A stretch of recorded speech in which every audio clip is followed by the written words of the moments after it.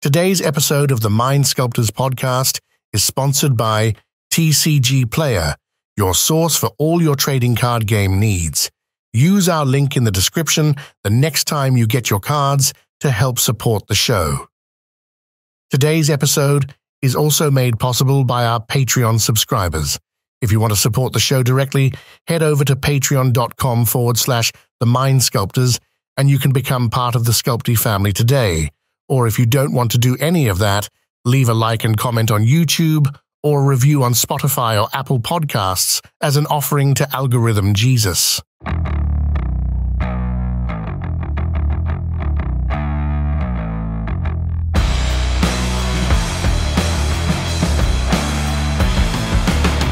Yeah, I want to talk about my weekend because it's pretty sick. Yeah, I heard you won another time twister. No.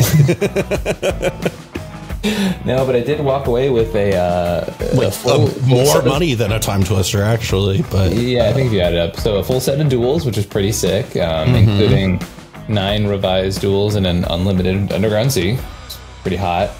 I didn't realize it was an unlimited Underground Sea. That's sick. Yeah.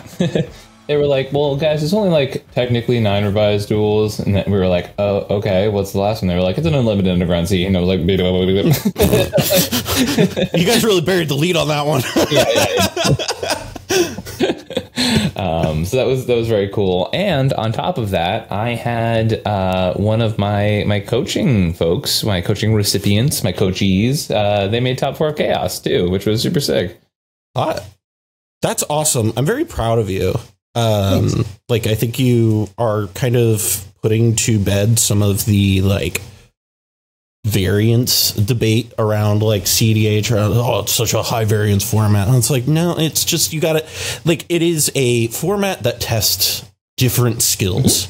Yeah. And I think that it is a high variance format, right? But like one of the main skills that you need to have as a cEDH player is adapting right to the variance, and reacting accordingly, right? Like, yeah, there's definitely times where, like literally I played a game last weekend, which you can hear on my channel as I do a full breakdown of my time playing that tournament where I won all the duels. But you can hear like talk about a game where like one of the players just like wins on the play, turn 2, 0 tutors in like Bobo Fibblethip. Like, just like, and you're just like, all right, well, I guess you had it. Yeah, like literally like nothing we could do about it. Oh, through a mind break trap, I want to be clear. Like, sometimes you just have the nuts. Yeah, and we were just like, all right, sick, good game. Like, I guess. Yeah. But I mean, it's not like you don't have non-games like that in like Modern or Legacy, right? Like that like, still exists for sure, right? Like getting the nuts is not unique to Commander. I think like, you know, there's like snowball potential, but like it's also a self-correcting format. I mean, we could go into hour-long debates about this stuff, right? Yeah. Well, as you were winning duels this weekend, I was slowly making progress on winning the Lime Scooter. I don't know what to call it, but the war against the Lime Scooters. Yeah, the Great Lime Scooter War of 2024. 2024. For sure. So they have migrated away from our apartment altogether. Yeah. Now. They are in front of the local bar that I like to attend. That is around really, like right up the corner. And again, so on Sunday we went to there's literally a bar like right around the corner from us, like a block away. So we walked down and we were going there. It was St. Patrick's Day. I was like, shit, that's awesome. Let's go watch some soccer. Let's go like get some wings. Let's hang out. A good time. And I walk up, and the first thing I see in front of the fucking door is those goddamn Lime Scooters. And I thought the war was over, but they had just moved. We had just pushed them to the edges of the kingdom. And but slowly but surely they are moving farther and farther away from my world. And now viewers at home, I'll never convince you or even attempt to persuade you to harass a fellow creator, but like if you I'm not a fellow creator, I'm a coworker, I am a colleague, right? You know, but like if you happen to be in the Louisville area and you happen to just like you know, have a few hours in your weekend and you feel like taking a little bit of a ride, just like see what happens if you bring a Lime scooter around town, you know. It's a big city. You might miss me, you know. Yeah, it's a big city. You never know what happens. But like, open yourself up to possibilities is just where I'm getting at, you know. Okay, so Callahan's address is no, don't do that. That's so funny. No, it's I thought that we had moved past it, and then I went to the bar on Sunday and I saw that and I was like, God damn it. I was so close to being past this shit. Yeah. I thought I saw the horizon.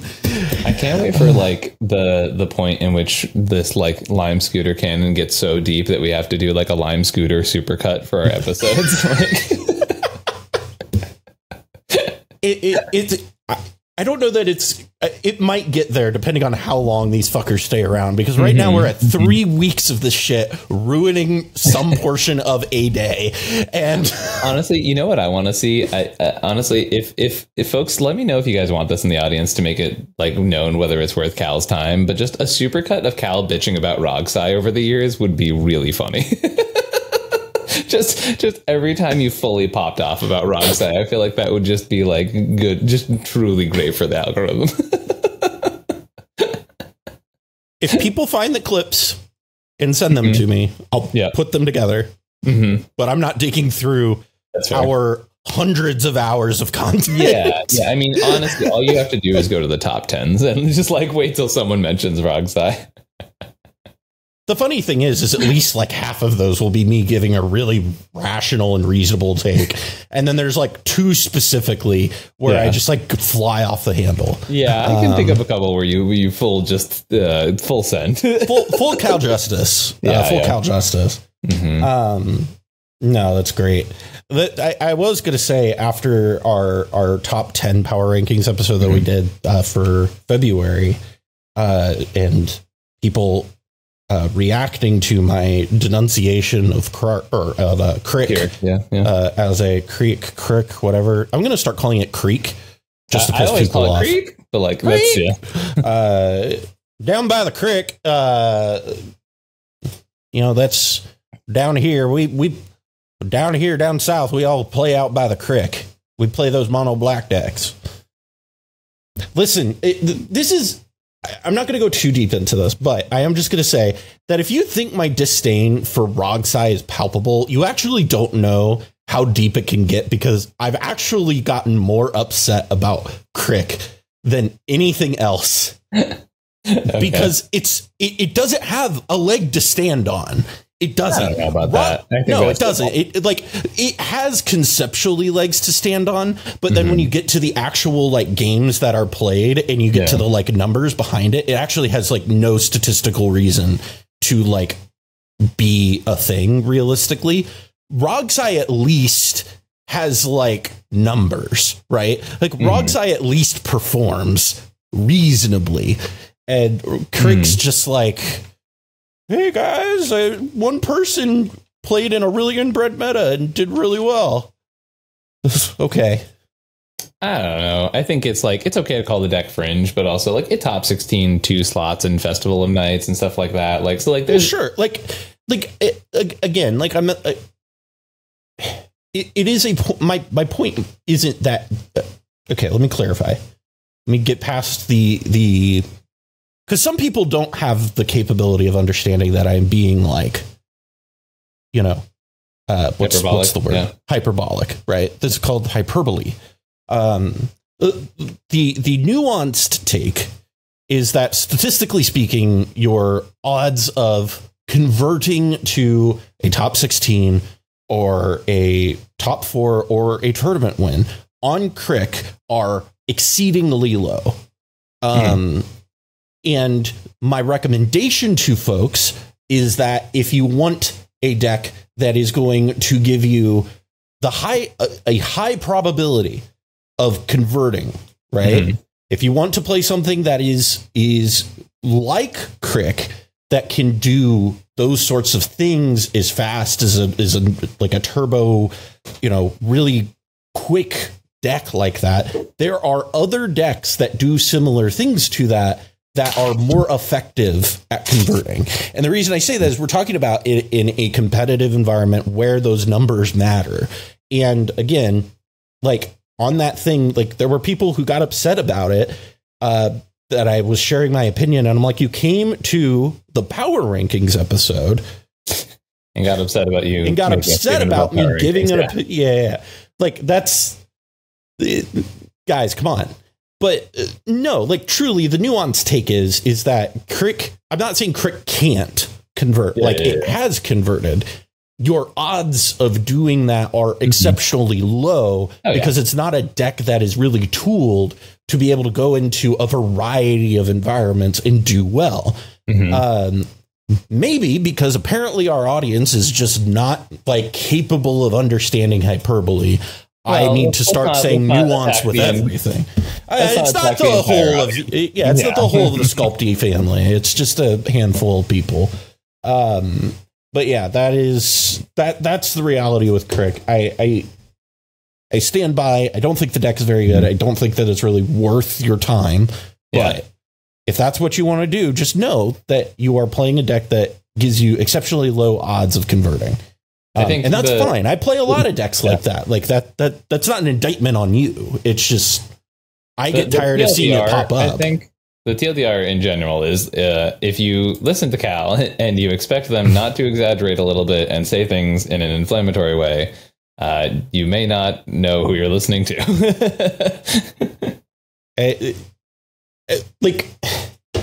There are nuanced takes. You are capable of doing so. It just doesn't mean that that's going to come out in the hour podcast where we have to talk about a number of different subjects. Well, and the other thing too that I think is really important to like point out to some people too, and this is something that I think a lot of people forget. This is at its core an entertainment product, right?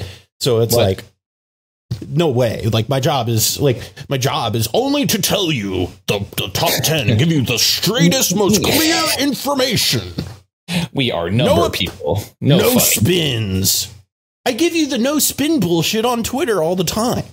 Like if and this is the other thing that kills me. I really don't want this to be an area of the grievances, but the thing that kills me about it is that if I did just give you, like, there was somebody who complained that in our our episode about the MSIPG, we didn't read through the multiplayer MTR and IPG, and I'm sorry, commenter, but you wouldn't want that episode. You don't want that episode. They're upset. Yes. We didn't read it. We didn't go through and explain the tournament rules. And I'm just like, hey, guys. Hey, folks. I don't know if you guys have ever done this, but for our entertainment podcast, let's sit here and read a rule book for... Rule 137.1.A. Yeah. Also, something you as an audience member can do before consuming is open the Twitter that the Twitter link that we linked that has the document in it. Yes, they could have absolutely done that. I was listening to your summary of every season of Game of Thrones, and I was upset when you didn't read the book back to me. When you didn't watch the entire show live before summarizing it. It's really a shame that you didn't read the script back verbatim. It's even more than that. It's more like, I noticed how you wrote this entire essay on Tyrion's character in Game of Thrones, and I wish we had sort of watched you watch it live every season. Oh, man. That's so funny. Oh, yeah, dude, that was a comment I woke up to a few days ago, and I was just like, the fuck? Okay. You wouldn't want that episode, my guy. I'm telling you right now. We'll drop our fucking ASMR, MSTR RPG reading. Didn't the Mystic Remoras do that one time where they, like, Sean went and read, did an ASMR reading of the Gitrog Primer? Yeah. Well, it's because Sean's voice is beautiful. And Sean does have a great voice. If you haven't heard Sean's voice, you can hear it on our first two cEDH Awards videos. And the only reason he didn't do it on the last one was because I forgot to ask him. So, and then the day of recording that episode came around and I was like, oh, well, shoot. So anyway, we're here to answer a question that's really been popping off in the cEDH world recently. And that is, well, it's not the cEDH, really, it's just the no, this isn't cEDH world. This is just the commander world. Yeah.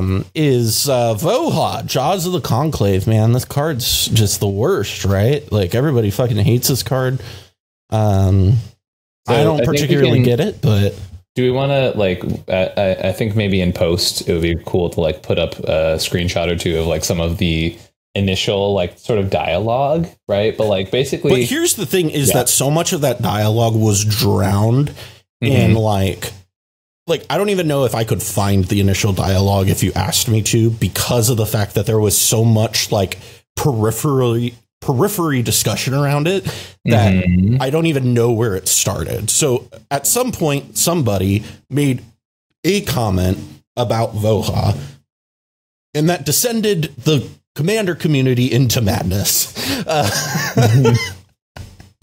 Oh my god, someone goes, making a Voja deck with mass land destruction, 2 copies of Farewell, and touching my opponent's cards without asking, and then it says, like, the star thing, bullet pierces nearest window and enters my left temple.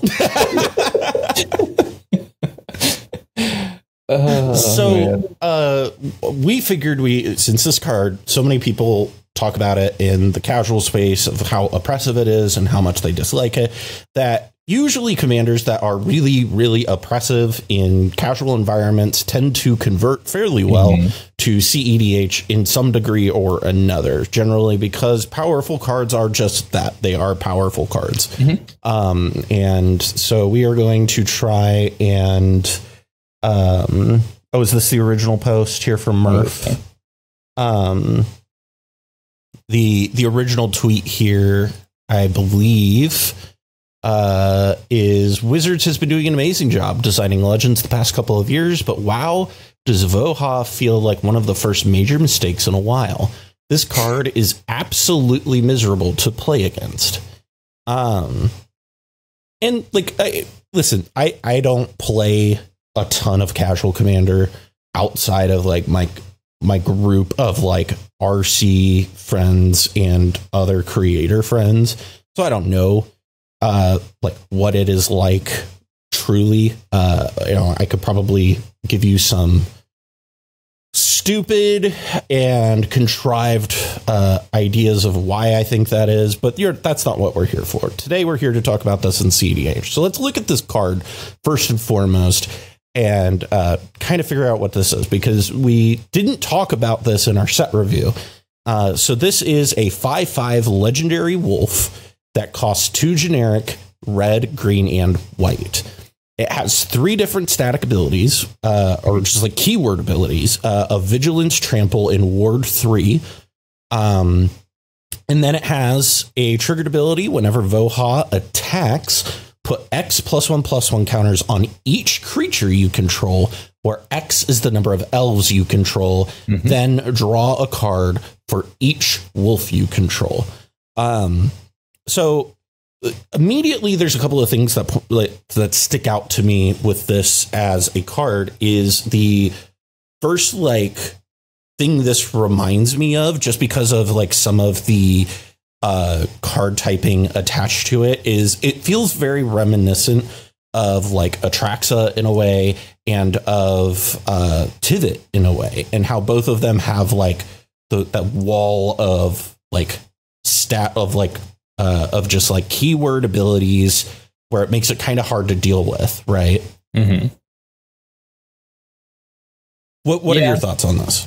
So I mean, like, I invited you into a Mox Field. Oh, sweet.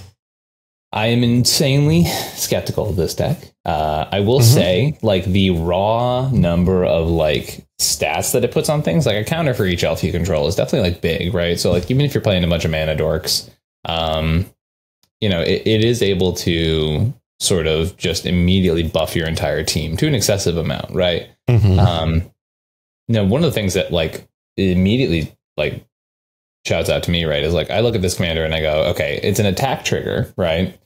It's an attack trigger that does not produce mana, does not have any loops, does not do anything like that, right? It definitely wins like the fair plan pretty quickly, but it doesn't even have haste, right? So for me, if I'm looking at like, how would I build this as a cEDH deck, right? One of my first thoughts is like, okay, well, what are the cards that make it so that these cards are already like high card quality, and that when Voja attacks, it's quote free value, right? Like that's the stuff I'm thinking about, you know?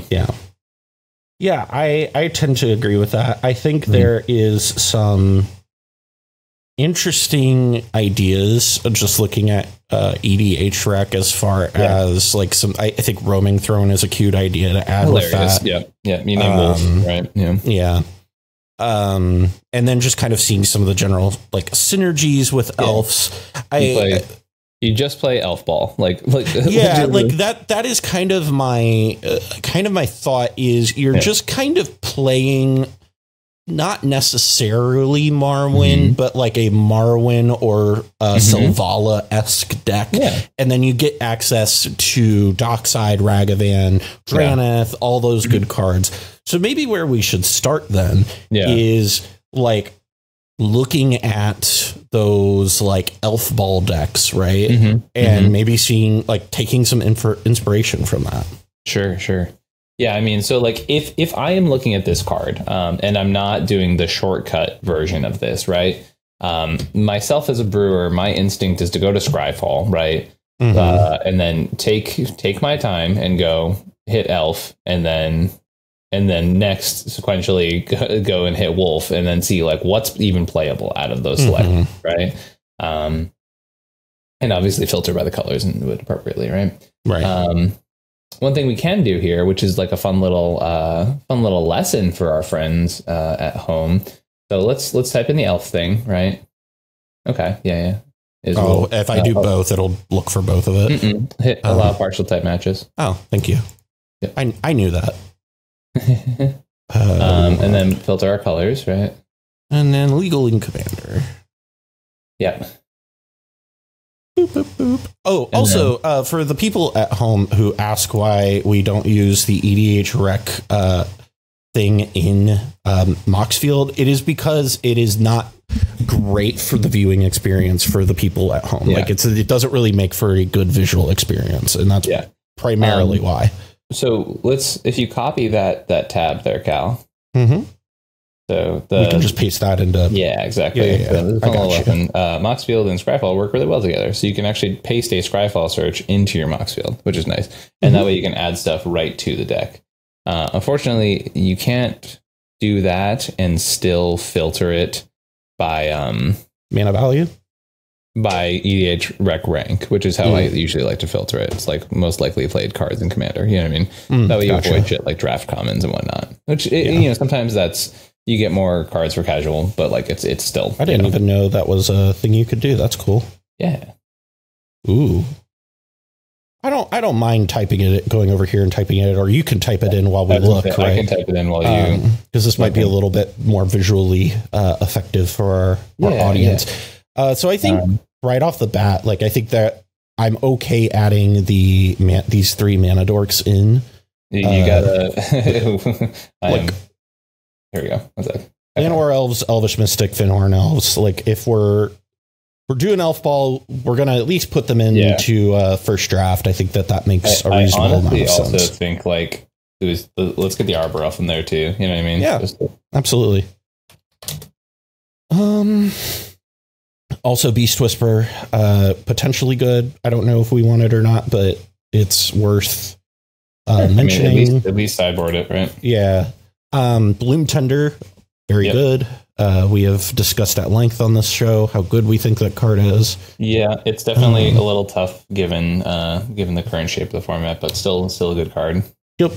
Selvala, another good one. Yeah, I was wondering if Selvala is good enough. Yeah, I think Selvala is good enough. I think it gets... One of the things I think is really interesting with Selvala is it will progressively get bigger. And I think... And so it's not as, like, immediately explosive, but I think you can also get some, like, long-term value out of it, which I think is hot. Yeah. Rishkar will probably be a good ad, given that we're putting +1/+1 counters on everything. On things. Yeah. Priest of Gyre Sage Titania, too, right? Gyre Sage, yeah. I don't know if Marwyn is quite there, but it's a thonk. Devoted Druid is kind of funny, bro. We can put the whole like Devoted Druid package in this. The only question I have is like, what are we using the mana for? I guess. But, you're right. Delina Fellowship is gonna definitely be there, though. I didn't know Delina was an elf. That's really cool. I don't know if we play it. If Delina makes copies of our commander, they don't trigger the attack triggers. Correct. Right? Let's see here. Obviously, add ESG. Okay. Let's see. What else do we got here? Fierce Empath is part of that like creature combo nonsense. We'll probably want a Curian Ranger. More than likely we'll want a Curian Ranger, right? Like, I mean, it's just like more than likely we'll want this. Well, Benny Prax is an elf? I didn't know that one. Yeah, I didn't know that either. That's really cool. Let's see. cEDH stable Yeva? Oh my gosh, no. Please, why? Why would you bring this to my doorstep? Why would you do this to me? Jorga Tree Speaker. Yeah, Jorga Tree Speaker is a good card that green players like to play. This is where my knowledge is like significantly less is on green creature combo. It's a thing that I'm like not as good at. Did somebody say creature combo? Well, this is the problem, is right? Is that this is not a creature combo deck, right? Yes, I don't know. We can. It is and it isn't, right? Like it's a. I think the way I would go with it is playing it almost like it is Selvala Brostorm effectively, but I don't think that makes any sense because Selvala helps with that plan, right? Sure. I'm adding the Copperline Scout and Rada just as potential options here. Yeah, no, that's Copperline Forge. Copperline Scout. Let's see. I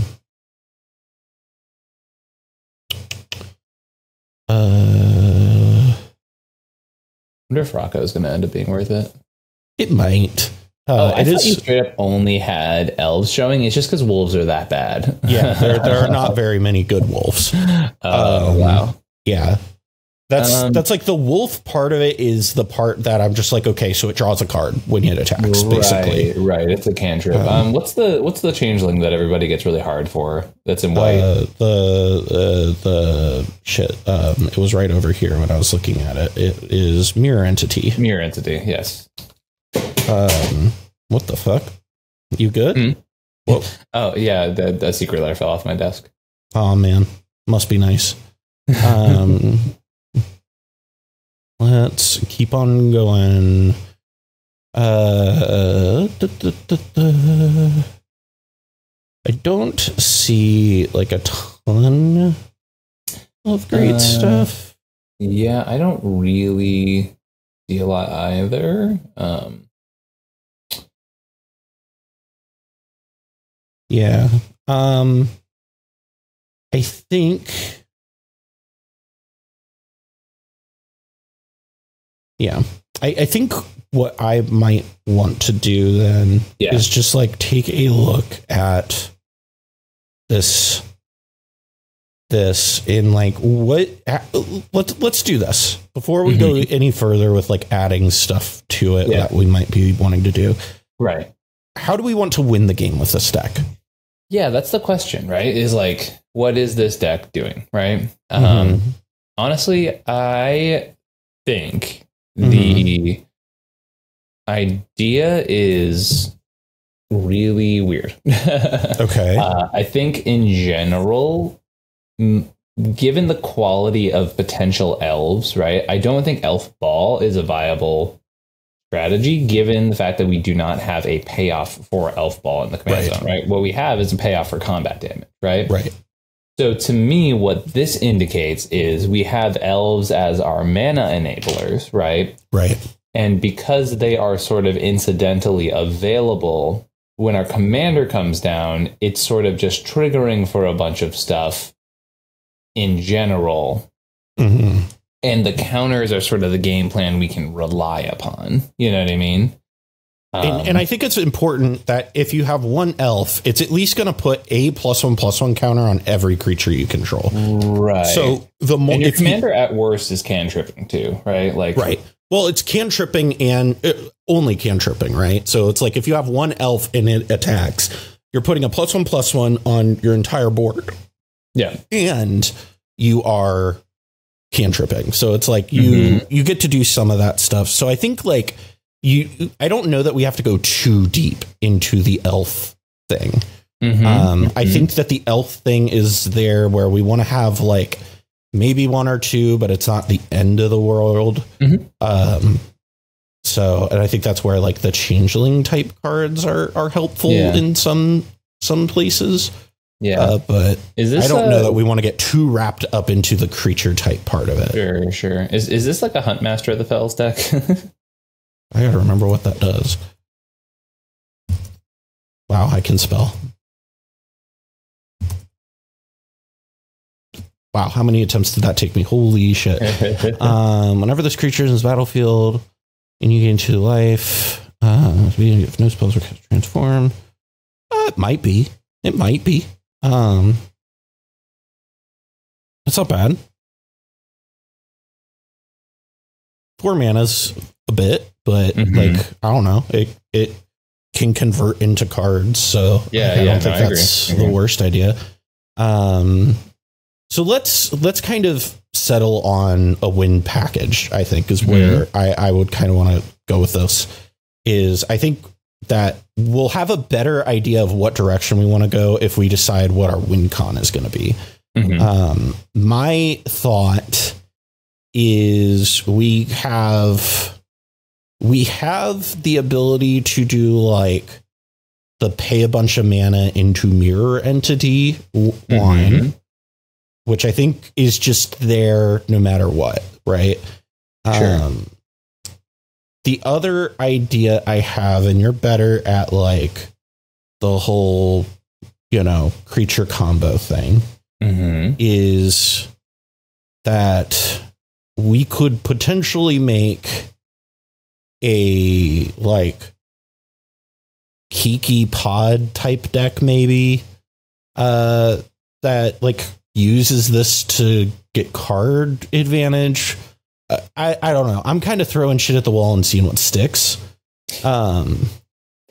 Yeah. Anytime I play Naya, my first thought is, I could play Kiki Pod. And so that's just kind of my default. Right. I don't think necessarily that's where we need to go with it, especially because like at the end of the day, I think like there's a lot of stuff that looks a lot better than that. You know what I mean? I think like to me, this is just a deck where it's okay. Here is my commander that is my big value engine. Let's play some sack pieces and beat people to death. I think is honestly the most realistic game plan. And then the other thing we could also come to a conclusion on is that this is not a cEDH deck. It might not be a cEDH deck. I mean, I think it has like something, right? Like I think it might be able to. I think that first of all, for the viewers at home, I would like to make this abundantly clear that this was Ian's idea. No, I'm definitely willing to admit that. Ian's the one who's over here being like, well, it might not be a deck. We might just give up on this. And I'm just sitting here and I'm like, well, you know, we could do this. It might have legs here. And so it might give you, the viewer, the impression that I'm the mad scientist here.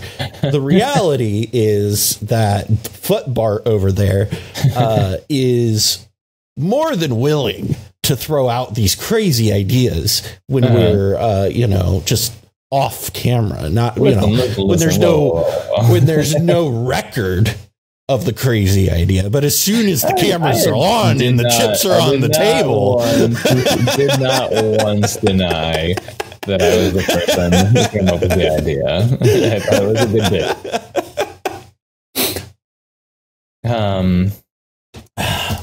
Yeah.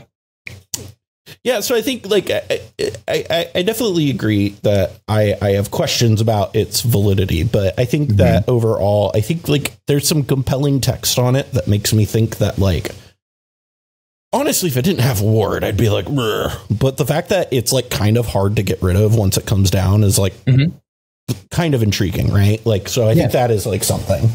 I agree with you. I think my overall thought is, what is the most compact and clean win condition that we can put into it in Naya? Because I think like that is ultimately because this is one of the things we've talked about on this channel a lot, right? Is when you have commanders like this that are, advantage in the command zone, so it were, you have to have like the win con in the deck.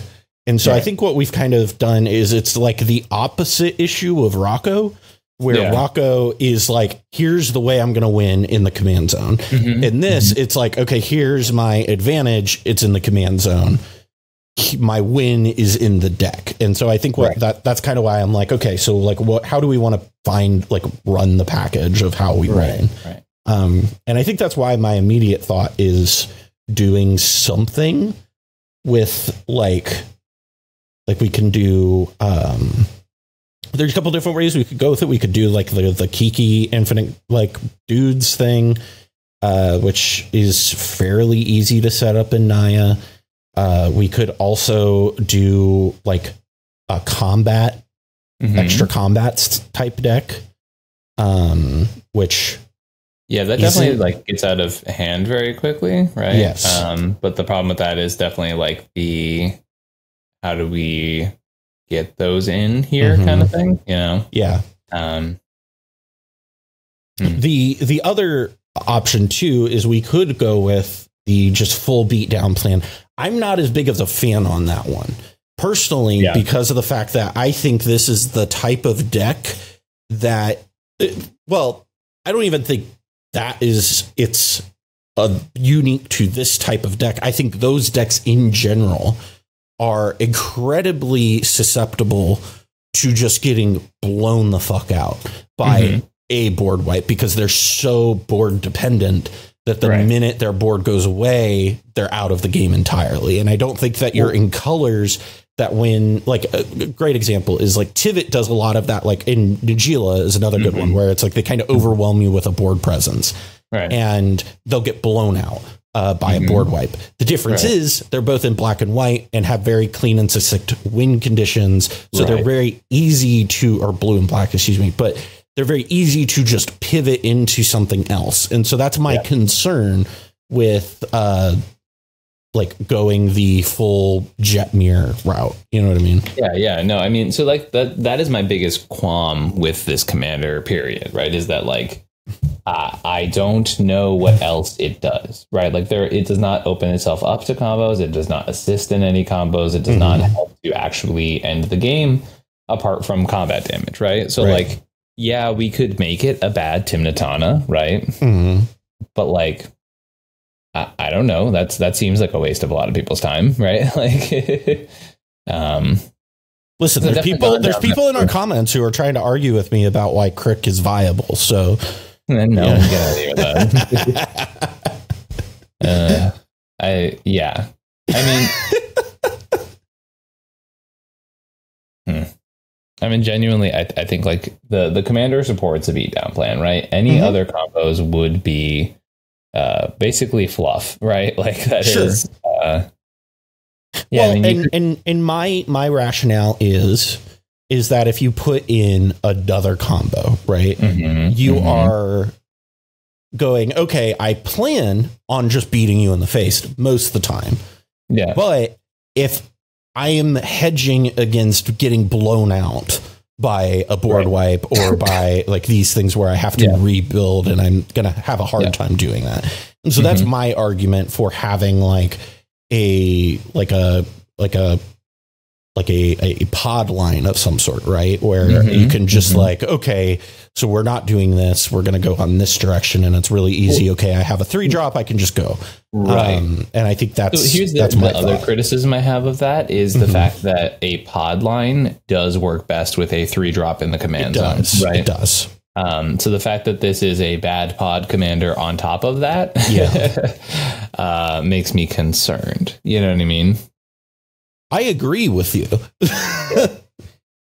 I am trying to do the episode that we both signed up on and trying to figure out how to make it work, Ian. Yeah, well, I mean, sometimes there are lessons to be learned in like this commander probably just doesn't make the cut, right? Like that is, I mean, that is, I am fine with that being the thesis of the episode, which is like this commander is only so good because it doesn't push the boundaries of this, right? Like I'm okay with a science experiment being a failure, right? So, I mean, the answer to the question of, you know, is Voja a commander we can make cEDH viable? Probably not, because a lot of like the innate baked in synergies that a lot of people are relying upon in the casual space, right? You're not allowed to get away with those things in a cEDH pod, like you mentioned, right? Like think about like all of these decks that just win with a board state. I mean, I played Sisse last weekend and it slapped people around because it could build a board state out of nowhere, right? And that is like a skill that deck has, whereas this one is not only reliant on there being a board state, but not only that, but like having a board state, allowing your commander to resolve, allowing your commander to go to combat after you already have a board state and get an entire turn off, right? I mean, you compared it to Selvala like right in the beginning, right? And that is a great example because Selvala is one of those commanders where if you give it a turn to untap, you're dead. You know what I mean? Like that is 90% of the time they are pushing for a win. If you give this commander time to untap, it is attacking and putting some counters on your creatures, right? That is true. I guess Selvala does. There is a combo with this deck and Aggravated Assault and Selvala, which you need to have all three on the battlefield, and Selvala can't be summoning sick. Is basically the or has a way to activate. So you need to have Well, that's why I also put Rada in the 99 as well, right? For that reason, because Rada plus Aggravated Assault plus 5 creatures goes infinite too, right? And so maybe that's the direction that you would take it, right? Like I think that it makes some more sense than the other lines, right? Like I think that is a direction. And I'm not saying let's give up midway through the episode, right? But more so what I'm saying is like here are the innate flaws in what we're doing. Right. This is where you as a deck builder need to accept these realities and move forward, right? Like I'm not gonna, be critical of a lot of the top decks in the format week after week and then come here and be like, but this pile of garbage is fucking S tier, right? It's like, no. Right. It's respectfully a pile of garbage and we got to figure out how that works, right? Turn Timber Maskwood is actually really hot. The only issue I have with it is that we're not in great colors to do Maskwood Nexus stuff. Are we not? I mean, like you can potentially with a Magda. The issue is like, whoa, I think that's deep down in the sauce. I don't know. I guess you have white, so I guess you can tutor it.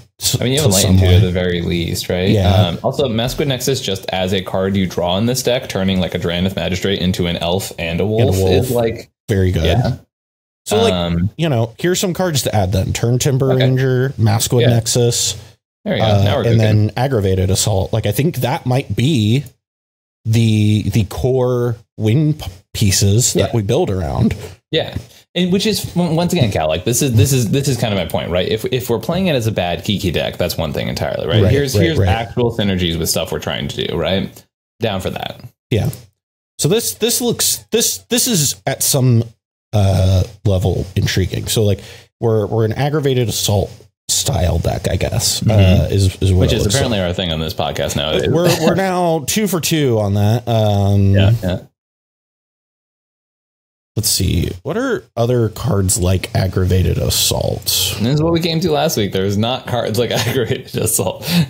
Well, here's what I'm going to do. I'm going to go MTG Assist. What the fuck is that?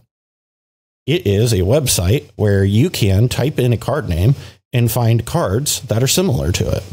Let's see. Yeah, so aggravated assault seems like it's about it. Like that. That's what I'm saying. Aggravated assault is insanely unique. It really is. It really is. There's like the dragon. That's literally it. Yeah, I guess the dragon is another thing that you can do with that. All right, so let's go into this and like kind of fill this out with more like, you know, cards, more meat. Did you not add Maskwood Nexus? No. Jesus, you make me do everything. God. All right, so we got Maskwood Nexus, aggravated assaults. We've got the boys. I think this is a great time to start adding in our staple cards, right? So I think we go 29 Montagnes. Evidently, if I type mountains, it doesn't just know what I'm meaning. All right, cool. Let's go in here. Let's add the. Are we adding the dragon? I feel like we should. What's the name of the dragon again? I forget the name. Charger. Hill Kite Charger. Yeah, I think that is. It does need to attack, which it has haste. It's fine, whatever. Yeah. That is mildly annoying though, because if it gets removed, you're kind of SOL. Whereas like, I guess you can only activate that as a sorcery. So you just have to do it like infinitely on your. Okay. All right. So I guess we basically we have the Selvala combo and we have the Grand Warlord Rada combo, but I think it's also probably realistic to have some way to make a lot of red mana. So I think a great candidate for that is Dockside Extortionist. Whoa. This is a shock to everybody in the crowd. I think we also should probably play our boy Ragavan. I don't know. I might be pushing it on that one. Yeah. Definitely a hot take on that one. I mean, let's play our silences too, right? Like silence, Ranger Captain, all that stuff. Ranger Captain. I'm like almost wondering if this is like a Heliod Ballista deck too, because of all the counter synergies. You know what I mean? It might be. It might be. Because like even just like going to combat with like three elves on the battlefield and then like just like throwing 3 counters on a ballista like really allows you to like control the board pretty aggressively, right? Yeah. I can get behind that. Let's see. Let's add in some more. You have the like packages thing, right? Why don't we add in some of your packages? Yeah, like our mana package, all that stuff. Should be able to see it now. Reloading. Whoa, magic. Together. This is so cool. So we got our Chrome Moxes, our Jeweled Lotus, our Lotus Petal, all that good stuff. And then found a cool combo here in the Selesnya section of EDH Rec. You ready? Okay. Heroic Intervention and Armageddon.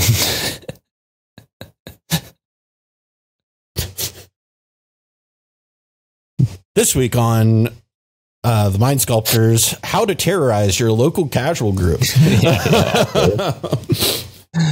Cast Armageddon, hold priority, heroic intervention. Yep. Is this a win? Is this a win con? Did I do it? The butterfly meme. Yeah. You know what? You're the Naya dude in the pairing of us. You know, what are more things that we should add in this, Ian? I mean, Shalai and Hilaire is like pretty funny in this deck. I'm not gonna lie. That does synergize very, very well.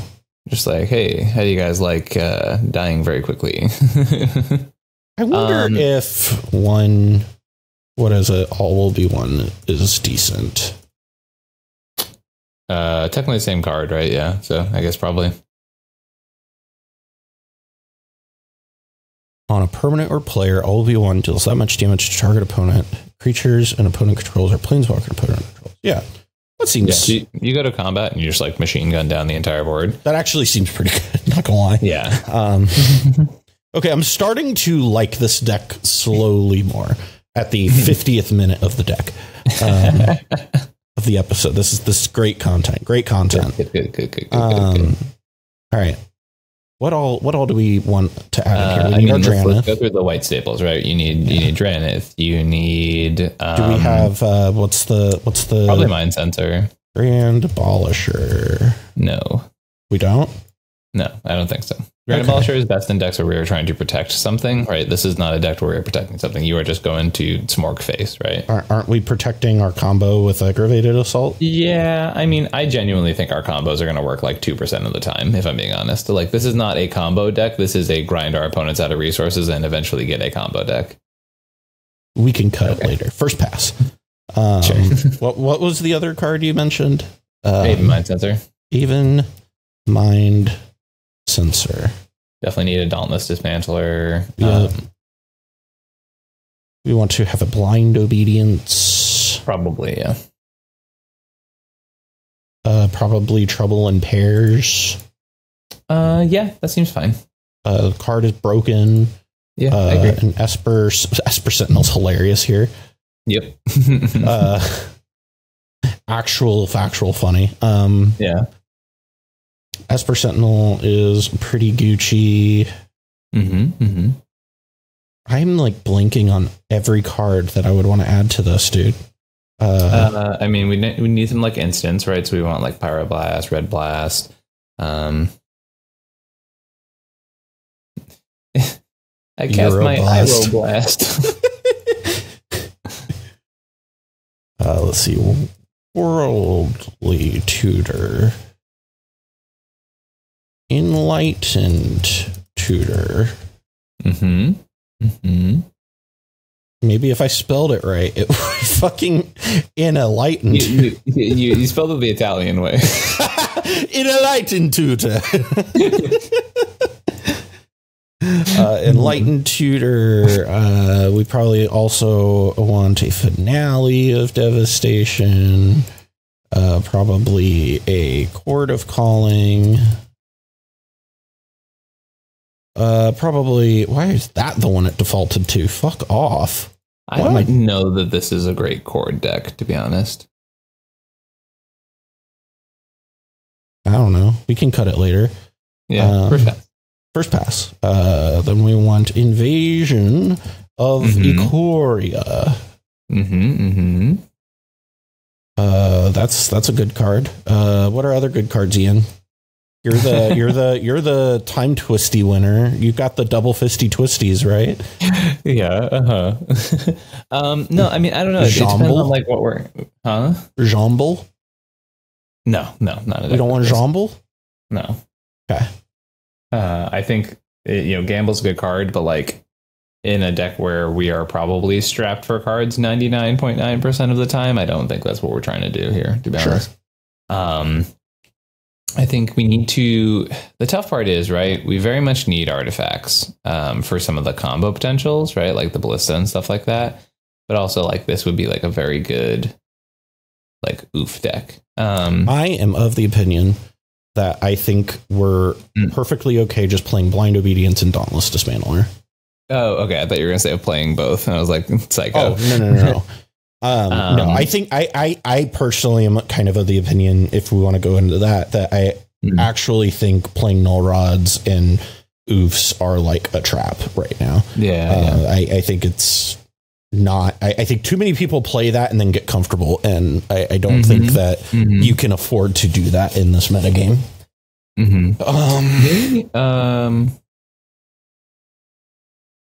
Okay. Hear me out here. Okay. This might be... So we'd have to not play the turn Timber Ranger combo. Okay. But... And I guess Rishkar gets a little worse. But I'm kind of into this as a potential anti-ETB deck. Okay. Yeah. We could do that. Because we don't really care about a ton of the ETBs in this deck, if I'm being honest. Yeah, I guess that's true. Also, it's like one of the very few ways we can guarantee some sort of speed, right? Because this deck is slow, right? Like that is a huge downside of it, right? So I'm talking about like, let's get our Doorkeeper Thralls, let's get our Hushbringers, you know, all that jazz. Okay. Yeah. All right. Yeah. All right. Cool. Good. Because like I think in the current metagame, right, having tempo pieces like Dauntless and Blind Obedience is awesome, right? But you see those pieces thriving in decks like Blue Farm and Sisay and stuff like that can then proceed to take advantage of them on a very extreme angle, right? Yep. Whereas we need more time. what's the artifact that does this? Torpor Orb. Torpor Orb. Torpor Orb. Not poor orb. Orb. I'm just going to keep making the same mouth sounds over and over again. I will refrain from any number of jokes that I want to currently make. Let's see here. Is just Shalai decent in this? Like the good old fashioned protect my stuff, Shalai? If anything, I'd want to play Green White or Sigarda. And even then, I don't really. Yeah. Listen, I'm just throwing shit at the wall and seeing what sticks, baby. Classic. Yeah. You don't have to trash it. You could at least put it in the considering board. Question for you. Okay. Answer for you. Our green tutors, right? You're like without even looking at our creatures, right? Think about it top of your head. What are you tutoring for?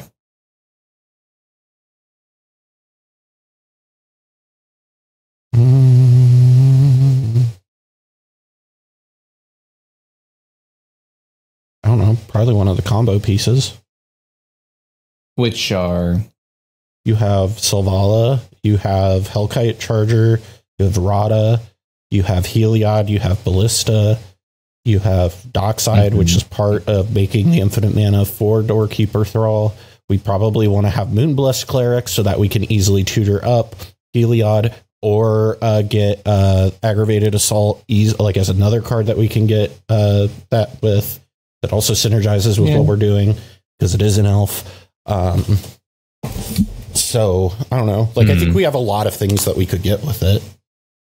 Yeah, you just described some ETBs that we might want, though. It's true. That's true. I specifically described one.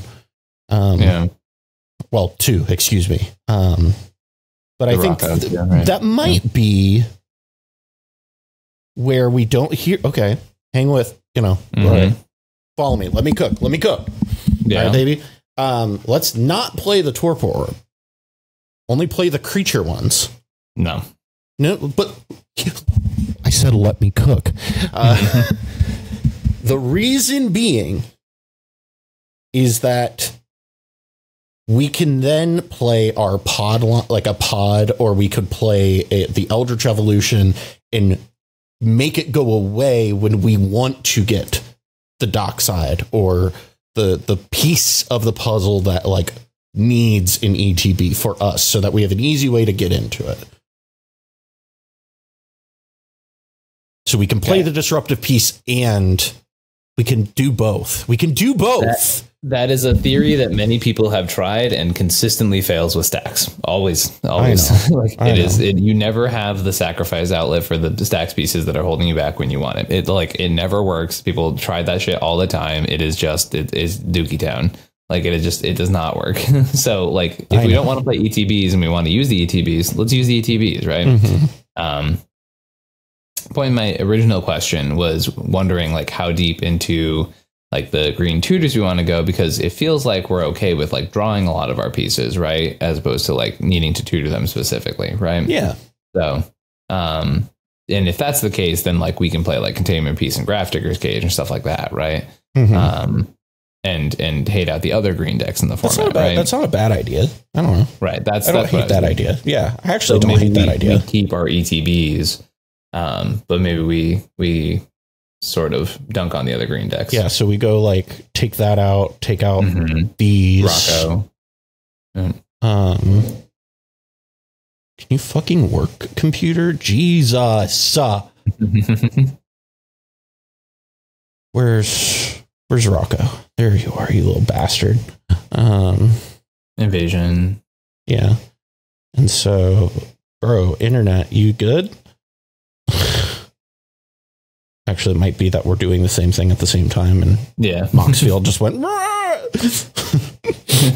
But he and you. All right, so all of the people. The worst. And it's an elf. What? Why didn't we talk about that earlier? What card? Moonblast Cleric. I don't know. Okay, so we're taking out the Enter the Battlefield hate, right? Yeah, we can do that. I think that's fine. I don't love the Enter the Battlefield hate personally. Like, I think that it is like fine. Bushbringer. Right. Are we doing the same thing at the same time again? Yep, you refresh. I already did. Cool. Thanks, babe. Gotcha. Yeah, Moonblast Cleric, good magic card. Mm-hmm. Good magic card, turns out. And it is a devotee of Selûne, which fans of Baldur's Gate would know is Shadowheart's mortal enemies. Ian, we need to get you to play Baldur's Gate. We should do a Baldur's Gate playthrough together. I think that'd be very fun. I can fuck with it. That would be good content. We could like stream that together. Hey, audience, let us know in the comments down below if you want to see that. Yeah. We'll do a non-honor mode run so we don't so you don't just like kind of like die. Okay. I'm not going to get too off topic, but I am just going to point out to our audience and fans who do like Baldur's Gate at home. I have been ruined by honor mode because I have tried multiple attempts to just do like a casual story playthrough of it. And honor mode has ruined me because so much of the fun of Baldur's Gate now has been the challenge of honor mode. Because the game... What is honor mode?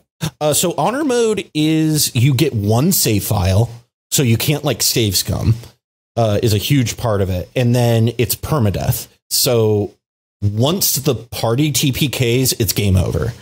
Oh god. So it's if you get into a situation and you fucked up, if you can't get the fuck out of Dodge, it's game over. Okay. But that level of like intensity to it has made the game so engaging. Because like I already loved the game and already thought it was super engaging, but it's like this whole other axis to it that makes like everything feel just so much more high stakes. Right.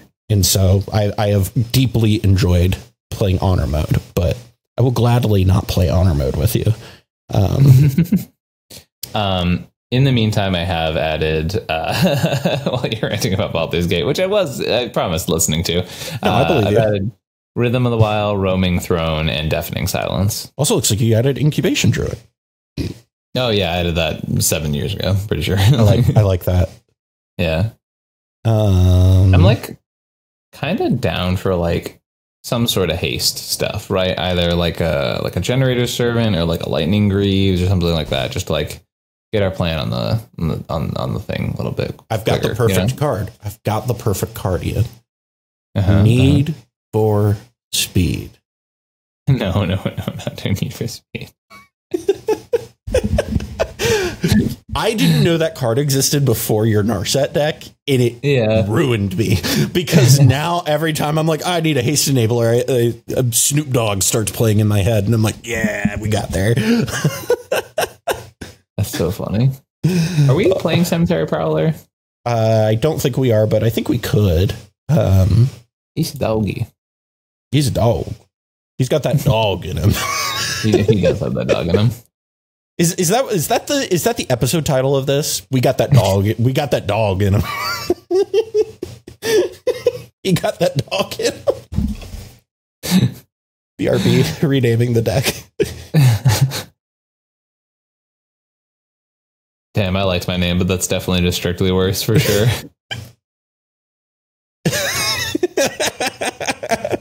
You can refresh now. Yeah.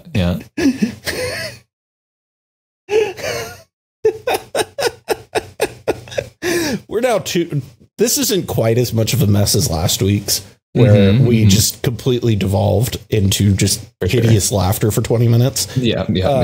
But this is now 2 weeks in a row where we have just absolutely nailed the name of the deck. Yeah, for sure. I one thing I'm going to make an adjustment to the deck. Sorry. No, slight tangent that I think you in particular would like. Right? Perfect. And it's reminded me of this because this card keeps getting suggested by EDH Rex and stuff like that. Okay. So one of the partner commanders, Anara, the wolf that gives your commander indestructible on your turn, right? Okay.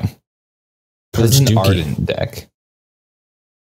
Okay. This suggestion for an Arden deck. So you play Arden and Anara in the command zone, right? I'm willing to just say okay because you're already on for an Arden deck. I'm already in. Ian suggested an Arden deck, and that was all I needed, baby. I'm in. You don't need to say anything else. I'm in.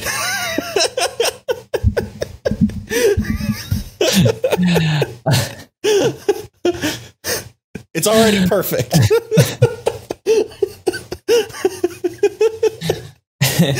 And the main win condition, ready? Is Ian played Arden.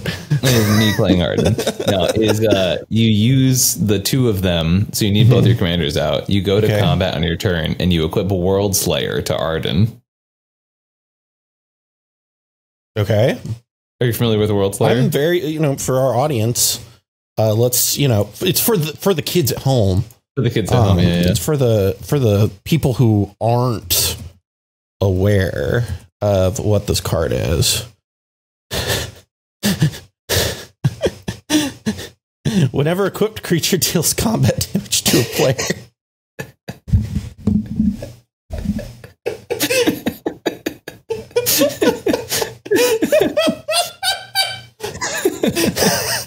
It's perfect. I love it. No notes. So for those who didn't hear, it's whenever equipped creature deals combat damage to a player, destroy all permanents other than World Slayer. So with Anara and Arden, you can go to combat. You can swing in if you connect with the player. Because your commanders are indestructible, the only permanents left on the battlefield are your commanders and World Slayer. And once again, it destroys everything other than World Slayer. So you can just go to combat every turn, and as long as somebody doesn't play a creature to block you, you can just chip away at your opponents and blow up every permanent.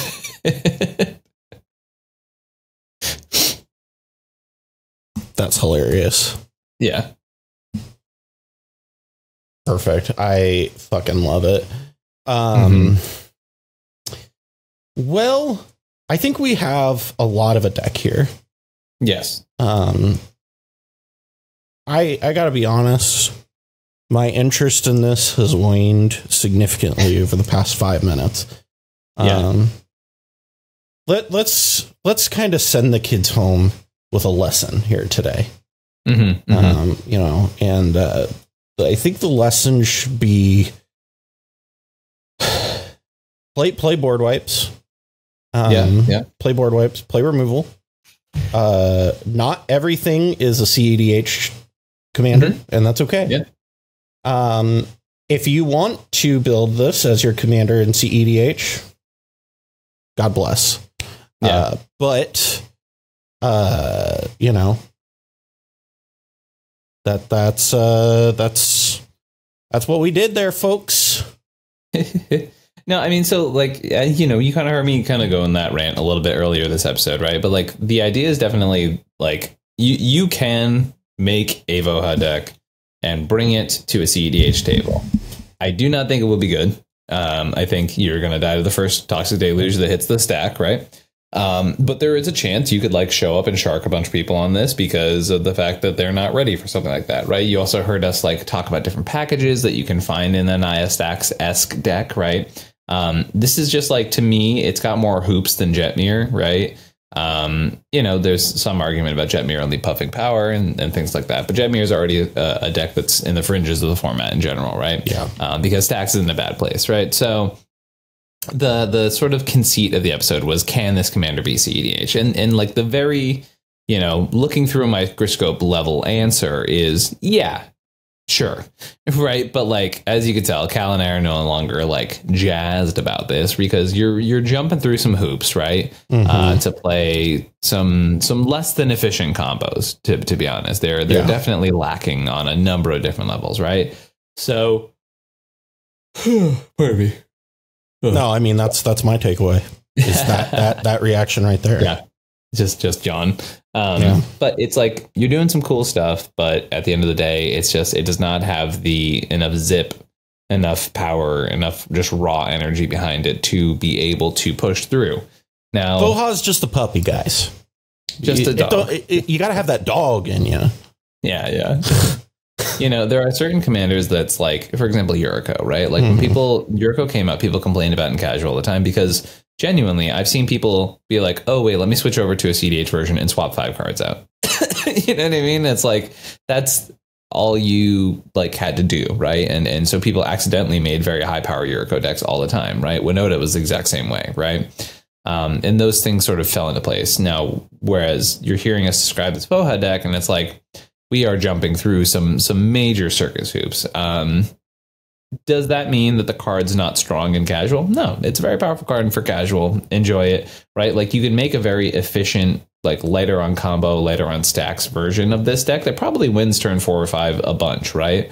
But at a CEDH table where people are responsible with interaction, where they play board wipes, where they are countering things on the stack, where they're able to, I mean, don't get me wrong, you could bring this and it could sit at a table and sort of be the parasite of the game and like run away with it and steamroll if nobody respects it at all, right? But, you know, people learn to pay Ward 3 for Tivit. They would pay Ward 3 for this too. You know what I mean? So. No, totally. Well, if people want more of your coaching expertise, Ian, where can people find you? Yeah, as I mentioned, it's been a good week as a coach. I had a top 4 player in the Chaos tournament. So if you're interested in not that this hasn't happened before, I've had several recipients make top cuts and stuff like that before. It's just that there was one fresh on my mind and they were very excited about it. So shout out to them.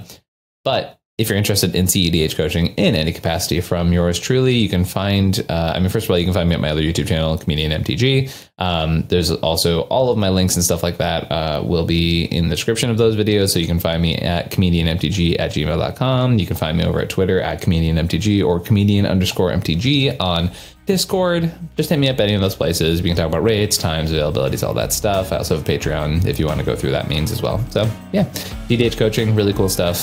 Seen a lot of really great results from people, and it's a good time to be a coach. So yeah, we'll definitely check that out. Check out our Patreon at patreon.com/the Mind Sculptors. And thank you all for tuning in. We'll see you next week. Bye.